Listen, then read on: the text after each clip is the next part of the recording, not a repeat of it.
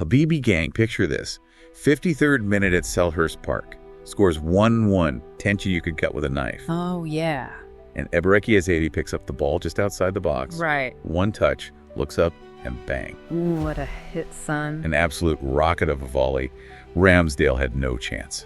No chance. The net ripples, Selhurst erupts, and Palace are on their way to a massive 3 points. And you know, it wasn't just a goal, was it? I mean, talk about a pivotal moment. Right. For Palace, yeah, their attack finally clicks at home.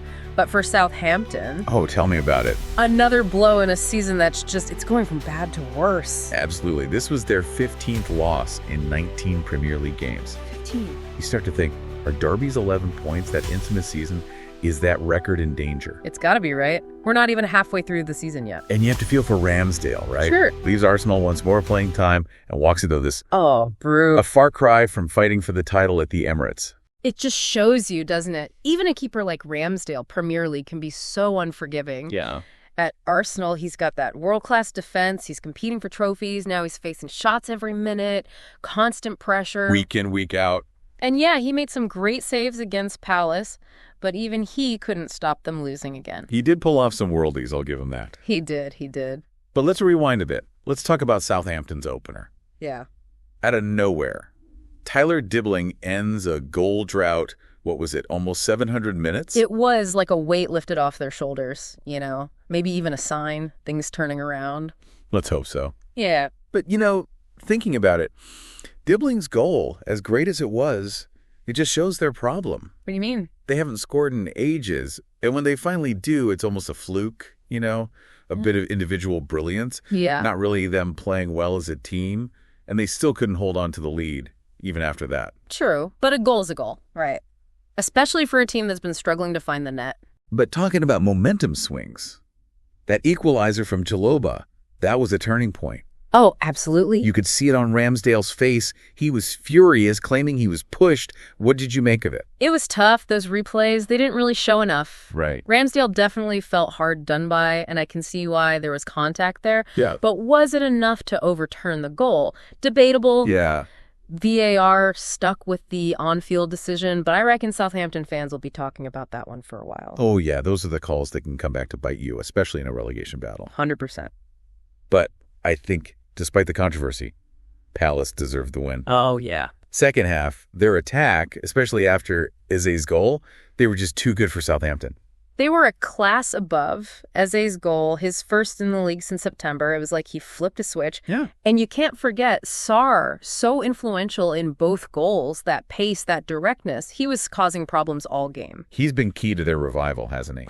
Absolutely. Massive signing for them. Yeah, he's given them something they didn't have before. But we got to remember, Palace, they still haven't quite figured out how to win at home. No, they haven't. This was only their second win at Selhurst Park all season. It's crazy when you think about the players they've got. Yeah, it really is. They seem to play so much better away from home, almost like the pressure gets to them at Selhurst Park. Could be the weight of expectation from the home fans. Who knows? But Vieira, he needs to find a solution if they want to finish in the top half. Yeah, he does. The talent's definitely there. No doubt. But they need that consistency. Especially at home. Exactly. But okay, let's switch gears back to Southampton. Right. The big question now is, can they turn things around under Jurek? That's the million-dollar question. Or is this it? Are they going down? It's a huge task, no doubt about it. He's come into a team that's low on confidence. Their defense is all over the place. It is. And the Premier League, it's brutal. It just keeps coming at you. No time to breathe. And historically, teams with a goal difference like Southampton's at this stage, they rarely survive. The stats don't look good, that's for sure. Not at all. But then again, football's not played on paper, is it? No. Jurek, he's got a reputation, good tactician, knows how to motivate players. So the question is, can he get them believing again? Yeah. Can he make them harder to beat? Because right now, it feels like they crumble at the first sign of trouble. Yeah, it's like they're carrying the weight of the world on their shoulders. Every mistake just magnifies everything. Every goal they concede, it's like a knockout blow. It is. You got to wonder, is it all getting to them mentally? That losing streak, can they come back from that? It's hard to say. The mental side of it is huge, you know? Yeah. When you're in a rut like Southampton, it's easy to start doubting yourself, losing that belief. Absolutely. They need to find a way to snap out of it, get that fighting spirit back. Otherwise, I don't know how they get out of this mess. And they're running out of time. Every week that goes by without a win, it's just digging the hole deeper. That's it. The margin for error, it's so small at this point. And even if they can tighten up at the back, which is a big if, they just don't score enough goals. No, they don't. Dibling's goal was a nice surprise, but they can't rely on individual moments like that. Yeah, they need a plan. They need a system, a way to create chances, something more than just hoping for a bit of magic. So what's next for them? Can Jurek pull off a miracle? Can they escape?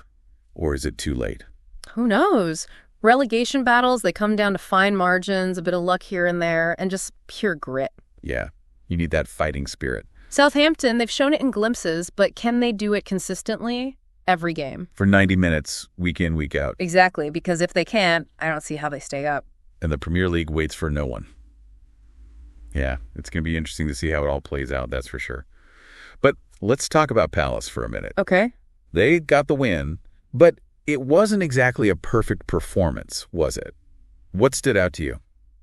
Well, they were clinical in front of goal, but you're right, it wasn't dominant. I think, especially in midfield, they struggled at times. The tempo wasn't quite there. Their build-up play was a bit predictable. They're still missing that fluency, aren't they? That ability to really control a game from start to finish. Yeah, and then there's the home form. We've talked about it. It's bizarre. You'd think they'd be much stronger at Selhurst Park, really impose themselves on teams. You would? But for whatever reason, they just seem more comfortable on the road. Maybe it's a mental thing, like when they're away, the pressure's off. Could be.